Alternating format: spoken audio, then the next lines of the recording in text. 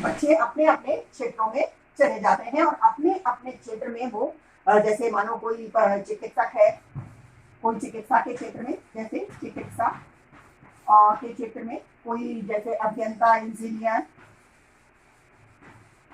या कई शिक्षक, शिक्षण के व्यवसाय में, इस तरह से कई सारे व्यवसाय हैं जिनमें बालक अपना व्यवसाय चुनकर अपनी आजीविका के लिए अपना व्यावसायिक विकास कर पाते हैं, जिसका आधार क्या होता है? ज्ञान ही उसका आधार होता है। अब नेक्स्ट पॉइंट लिखेंगे,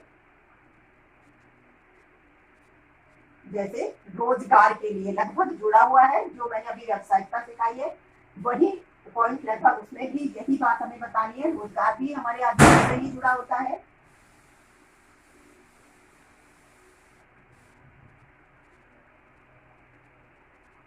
हाँ देखो, रोजगार के लिए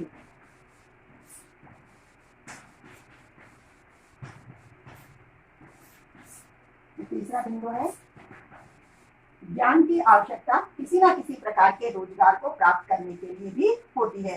कि जैसे हम किसी न किसी क्षेत्र में विद्यालय, किसी न किसी क्षेत्र में जाने के लिए अपने ज्ञान को विकसित करते हैं, किसी न किसी प्रकार का रोजगार प्राप्त करने के लिए करते हैं।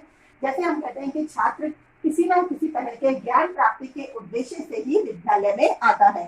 तो विद्यालय में जैसे बालक आ रहे हैं, तो विद्यालय में छात्रों के आने का केवल एक ही उद्देश्य नहीं होता कि वह ज्ञान प्राप्त करने आ रहा है अपने सब्जेक्ट्स के, जैसे मानो किसी ने हिंदी लिया है, किसी ने विज्ञान लिया है, जो भी है, जो भी क्षेत्र में वो पढ़ रहा है, लेकिन उसका सीधा उद्देश्य तो ज्ञान प्राप्ति है ही, लेकिन उसका वास्तविक उद्देश्य क्या होता है? किसी न किसी प्रकार के रोजगार की प्राप्ति करना।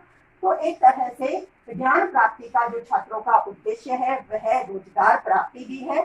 तो इसीलिए ज्ञान के माध्यम से वह किसी न किसी प्रकार के अपने व्यवसाय को, अपने रोजगार को चुनता है और उस रोजगार के माध्यम से अपने जीवन को सफल रूप से वह संपूर्ण कर पाता है। तो इसीलिए ज्ञान के लिए के क्षेत्र में रोजगार की भी, जैसे उसने बताया है कि रोजगार भी ज्ञान के माध्यम से ही प्राप्त हो सकता है। फिर अब हम नेक्स्ट पॉइंट पढ़ेंगे, उच्च जीवन स्तर के लिए। चौथा पॉइंट है हमारा उच्च जीवन स्तर के लिए।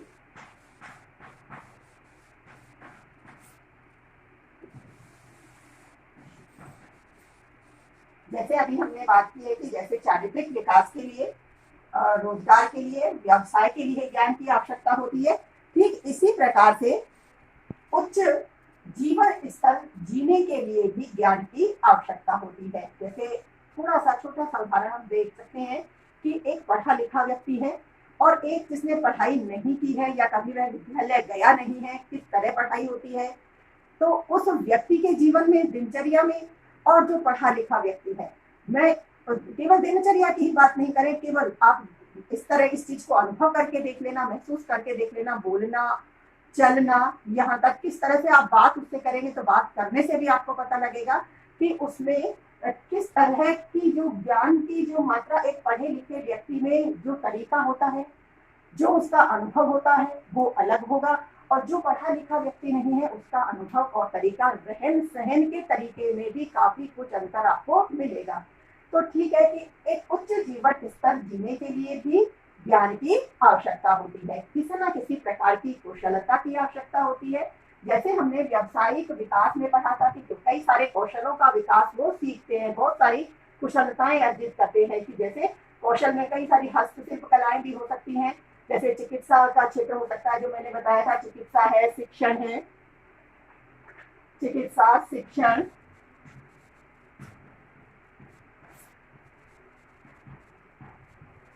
हस्तशिल्प, और भी कई सारी चीजें हैं। तो बहुत सारे क्षेत्र हैं जिनमें कुशलता अर्जित करनी होती है।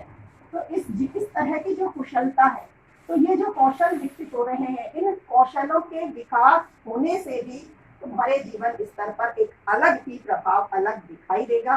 तो उस प्रभाव को भी हम किससे प्राप्त कर सकते हैं? ज्ञान से प्राप्त कर सकते हैं। तो एक उच्च जीवन स्तर के लिए भी हमें ज्ञान की आवश्यकता होती है। नेक्स्ट लिखेंगे शारीरिक विकास के लिए।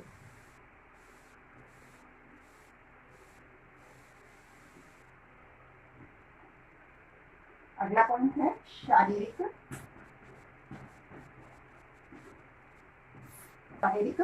विकास के लिए।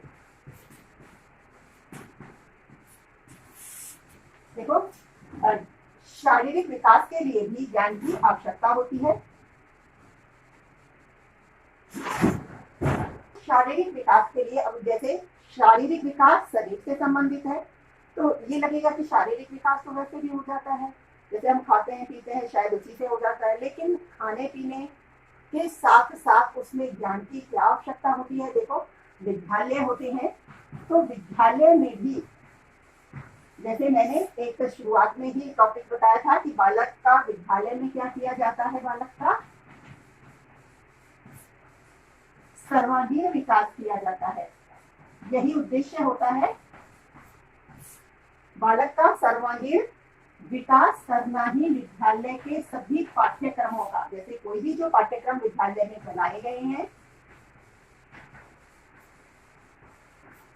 कोई भी पाठ्यक्रम जो विद्यालय में चलाए गए हैं, तो इन सभी पाठ्यक्रमों का मुख्य उद्देश्य क्या है, सबका बालक का सर्वांगीण विकास करना।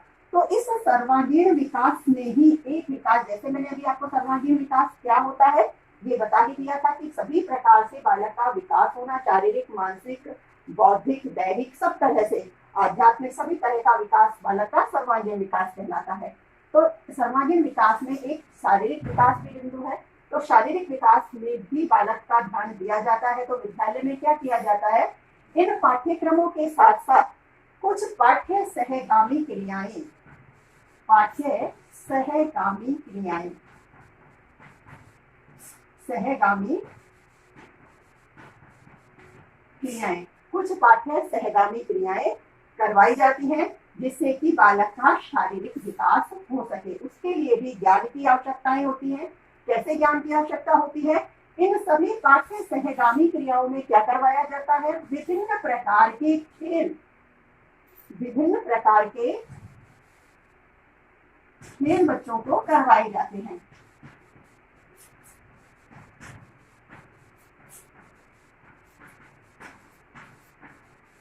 अब कई तरह के खेल हो सकते हैं, जैसे विभिन्न प्रकार के खेल करवाए जाते हैं, तो कई प्रकार के खेलों से संबंधित जानकारी होना, ज्ञान होना आवश्यक है। तो उन खेलों संबंधी ज्ञानों से बालक को विभिन्न प्रकार की पाठ्य सहगामी क्रियाएं करवाई जाती हैं।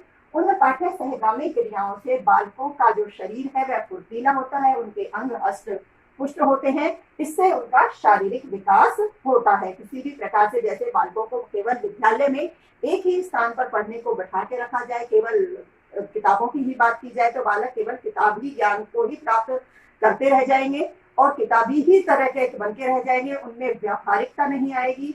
तो व्यावहारिकता के लिए और उनके शारीरिक रूप से उनको हष्ट पुष्ट बनाने के लिए हमारे पाठ्यक्रम के साथ साथ विद्यालय में सहगामी क्रियाएं भी चलाई जाती हैं, और इन सहगामी क्रियाओं के माध्यम से भी बालक का शारीरिक विकास भी किया जाता है। अब नेक्स्ट अगला पॉइंट पढ़ेंगे हम। तो इसके लिए भी हमें ज्ञान की आवश्यकता होती है, जो हमने समझ लिया है।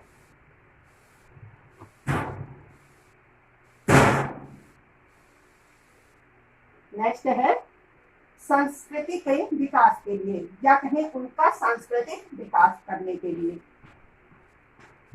संस्कृति के विकास के लिए।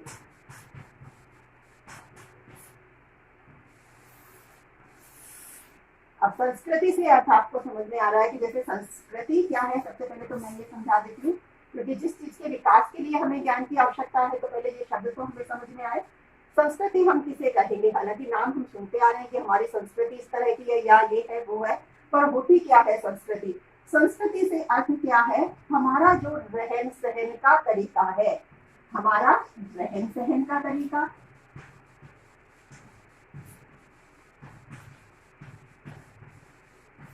या जो हमारी परंपराएं चली आ रही हैं, ये सारी चीजें सभी कुछ क्या है, हमारी संस्कृति है। हम कहते नहीं है कि जैसे हमारी भारतीय संस्कृति में इस तरह के कार्य होते हैं, हमारी पाश्चात्य संस्कृति में होने वाले जो कार्य हैं उस तरह से हमारी संस्कृति में नहीं होते हैं। तो वो सब क्या है, वो संस्कृति क्या है, हमारा तरीका है, एक तरह से हमारा जीवन जीने का तरीका है। हर समाज के कहते केवल भारत में भारतीय संस्कृति के अलावा भी भारत में भी अलग अलग राज्यों में, अलग अलग राज्यों के अलग अलग समाजों में सबकी अपनी अलग संस्कृति होती है और सब अपनी संस्कृति के अनुसार अपना जीवन यापन करते हैं। और उनकी अपेक्षाएं भी यही होती है कि जो बालक है तो बालक किस प्रकार से अपनी संस्कृति को ही और अच्छा सीखे। सभी समाज की, प्रत्येक समाज की यही इच्छा होती है, समाज है चाहे वो राष्ट्र है, सब यही चाहते हैं कि जैसे राष्ट्र भी यही चाहेगा कि उसके नागरिक हैं उसकी संस्कृति का, उसके राष्ट्र की संस्कृति का पालन करें। संस्कृति से अर्थ क्या हो गया, रहना सहना और उसकी जो परंपराएं, जो क्रियाएं चली आ रही हैं उनका पालन करना।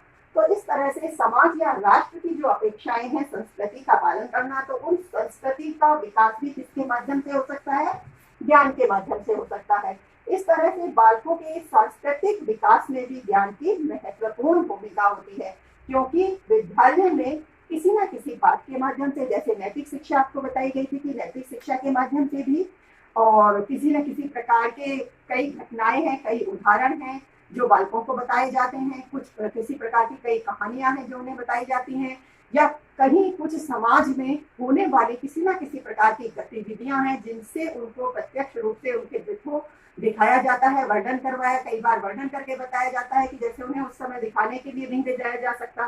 कहीं कुछ प्रत्यक्ष रूप से उन्हें अगर शैक्षिक भ्रमण के माध्यम से ले जाया जा सकता है, तो किसी स्थान पर जहां हमारी भारतीय संस्कृति या हमारी जिस समाज में हम रह रहे हैं उस समाज की संस्कृति की वास्तविक छवि के दर्शन होते हैं, तो बालकों को ऐसे स्थान पर भी ले जाया जाता है जहां से वो उस संस्कृति के तौर तरीकों को देखते हैं और सीखते हैं। तो इस प्रकार से उस सांस्कृतिक विकास के लिए भी ज्ञान की आवश्यकता होती है। आज हम यहाँ तक पढ़ेंगे। ज्ञान की आवश्यकता और महत्व में कुछ और बिंदु हैं, कुछ और टॉपिक्स हैं, उनका अध्ययन हम कल करेंगे। ठीक है, तो बालकों को जैसे किस प्रकार ज्ञान की आवश्यकता होती है और उस ज्ञान की आवश्यकता के लिए हमें और कौन कौन से बिंदु और पढ़ने हैं, उन्हें हम कल पढ़ेंगे।